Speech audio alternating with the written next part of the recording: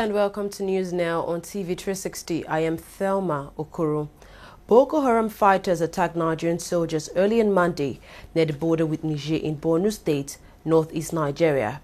Spokesperson for the army, Sani Usman, disclosed this in a post on his Facebook page. The army spokesperson said the Nigerian army engaged in a fierce gun battle with insurgents.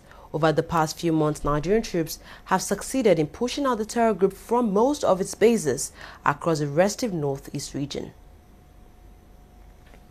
Nigerian troops fighting the Boko Haram sect say they have uncovered a storage facility used by the terrorist group to store food, arms and ammunition in Borno State, northeast Nigeria. Acting Director, Army Public Relations, Colonel Sani Usman, in a statement said the storage contained a large quantity of foodstuffs when it was discovered. Colonel Usman said the troops also found that the terrorists were mounting sentries on treetops to gather intelligence on the advancement of Nigerian troops. Over the weekend, the military reopened the Damaturu Road, which was closed for over 3 years due to the activities of Boko Haram. The trial of Nigeria Senate President Bukola Saraki has resumed at the Code of Conduct Tribunal. Saraki is facing a 13-count charge of false declaration of assets while he was governor of Kwara State. He has since pleaded not guilty to all the charges. At the hearing on Monday, Chairman of the tribunal, Danladi Umar, said the trial would be held daily from 10 a.m. to 6 p.m. to the conclusion of the case. A number of protesters also flooded the road leading to the Code of Conduct Tribunal to declare support for Saraki. The Senate President had lost his appeals to stop the trial at the Federal High Court, the Appeal Court, and the Supreme Court. Workers under the aegis of Nigeria Labour Congress and civil society groups have picketed the Ikeja Electricity Company in Lagos State, southwest Nigeria, over the recent sack of about 400 staff in the company. The workers are insisting that their sacked colleagues must be reinstated. The protest comes at a time when Nigeria is battling with crippling power shortages. 400 workers sacked unjustifiably is more than what we can bear. It is not just about 400 workers that are sacked. It is about all their dependents, their children, their women.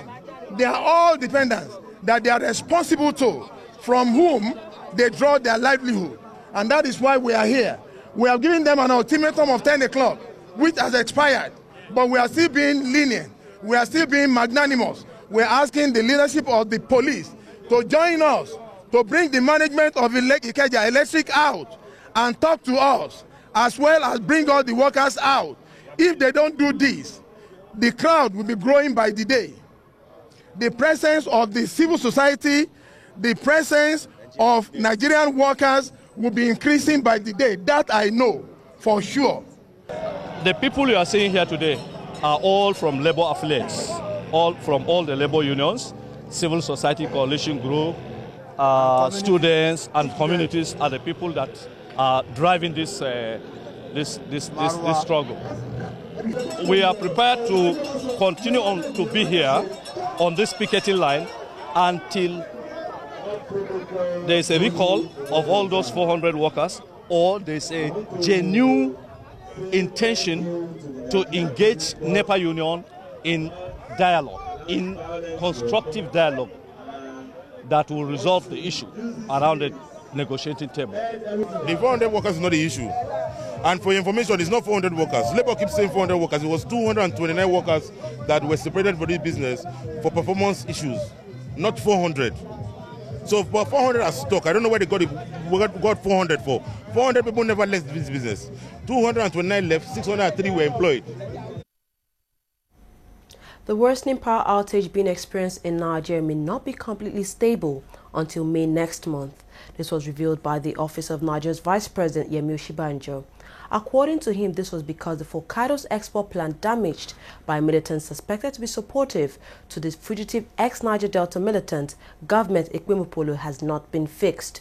Osinbajo visited the plant in Delta State where he sought advance action on the repairs of the plant. Osinbajo also disclosed that the pipeline vandalism which damaged the Forcados terminal plant has led to low supply of gas, meaning most of the power plants are not functioning to maximum capacity.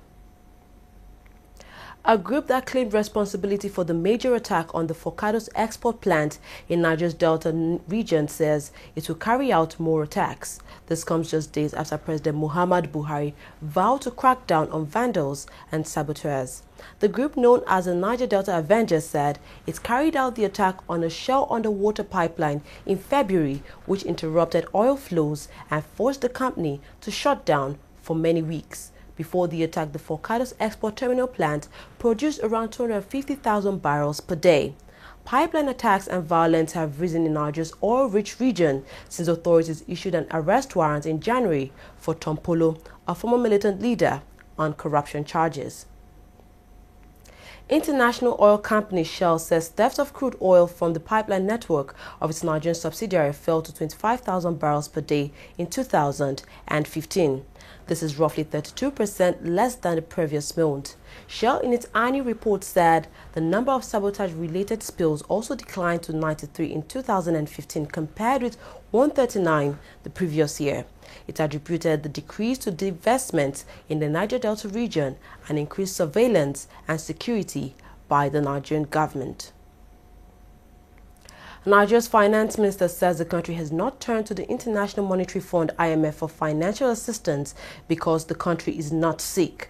Kemi Adeosun's statement comes as Nigeria battles its worst economic crisis in years.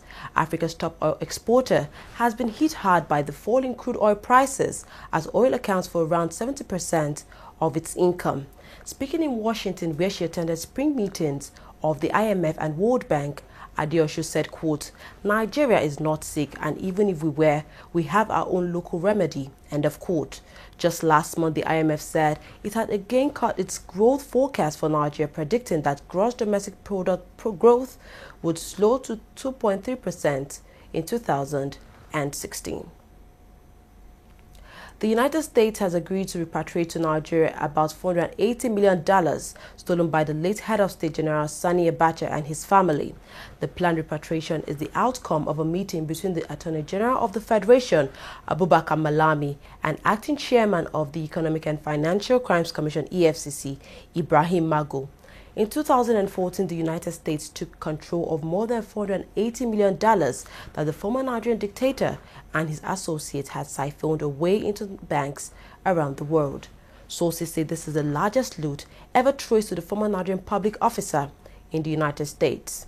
Earlier this month, Nigerian President Muhammadu Buhari had asked the U.S. for help in returning stolen Nigerian assets stashed in U.S. banks as part of efforts to crack down on corruption. Minister of Information and Culture Lai Mohammed has said the federal government is working hard to bring the culture and tourism sectors into the mainstream of the nation's economy. The minister said the sectors are among those identified as key to the government's economic diversification program. He was speaking in Lagos on Sunday at a meeting. He said special attention will be paid to the capacity building of culture and tourism managers in a deliberate effort to revive the nation's creative arts, boost tourism, and create employment for Nigerians, particularly the rural dwellers. Time for a short break now. When we come back, we'll look at business and sports. Stay tuned.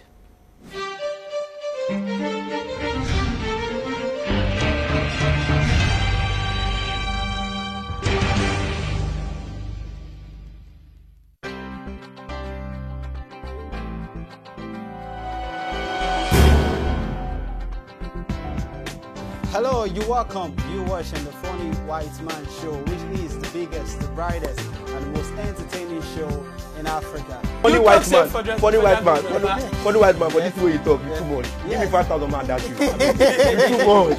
So you get it like, Messi move along the street. Yeah, Messi like there, I'm going girl. You know, my own people. Actually, yeah, fine, it's fun. I enjoy it, and I'm one of those very few. I'm forever taking it personal. I will listen 160 million Nigerians are corrupt. How? Brother, I'm looking for you. Yeah, but it's a growth, and this is the time to build business. I know the pitfalls, I know what to do and what not to do. But there are months where you get business and months. You know how we do, how we train them. We do the way you do.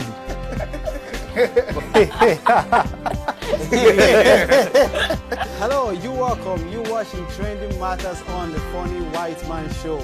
Of course, we will bring you trending issues just to entertain and tickle your fancy.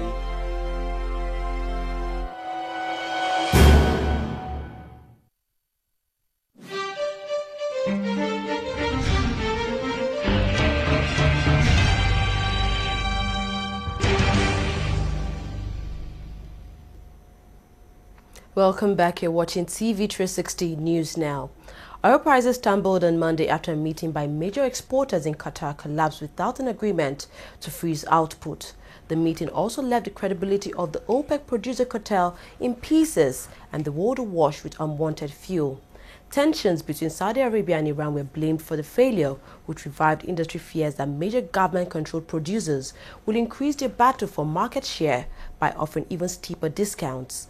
Brent crude fell to $40.97 per barrel, while U.S. crude futures were down more than 5% at $38.31 a barrel. Iran was the only OPEC member not to attend the talks in Doha. The death toll from a raid carried out by South Sudanese gunmen in western Ethiopia has risen to 208 people. A government official confirmed the latest death toll, adding that the assailants kidnapped 108 children. The attack took place on Friday in Ethiopia's Gambela region, which hosts more than 284,000 South Sudanese refugees who fled the conflict in their country. Government spokesman Getachew Reda said by Sunday afternoon the number had risen to 208 dead and 75 people wounded from 140 a day earlier. He said the Ethiopian Defense Forces are now taking measures and closing in on the attackers. Ecuador's President Rafael Correa has warned that the death toll from a powerful earthquake, which has killed 272 people, is likely to rise. Correa said there was evidence that people were still alive under the rubble of collapsed buildings. More than 2,000 people were injured in the quake, which is Ecuador's most powerful in decades. President Correa visited some of the people affected by the disaster after courting shot a trip to Italy. The magnitude 7.8 earthquake struck on Saturday evening. A state of emergency has been declared and some 10,000 troops and 3,500 policemen have been deployed in the affected areas.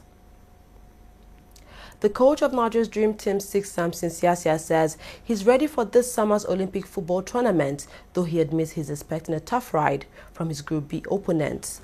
Nigeria's Olympic team was paired with Sweden, Colombia and Japan in Group B of the Rio Olympics football event. The Dream Team 6 will open its campaign against Japan on August 4th. Barcelona striker Neymar could get a ban from Spanish authorities after he was caught on camera slapping Valencia defender Antonio Barragan after the Catalans' 2-1 defeat on Sunday. Neymar was seen slapping Barragan at the back of his head while the defender was celebrating the victory with his teammates. The European champions lost their third La Liga game in a row. This has seen their lead at the top of the La Liga table cut from 9 points at the start of April to 0 points. Rafael Nadal has claimed his 9th Monte Carlo Masters title with victory over Gael Monfils. Nadal, who beat Andre Murray in the last 4-1, 7-5, 5-7, 6-0, his 68th victory from 100 finals on the ATP World Tour. This was his first tournament victory of 2016, having won only 3 times in 2015.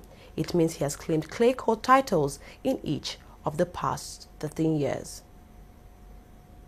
Well, that's all we have on News Now. We thank you very much for watching. I am Thelma Okoro.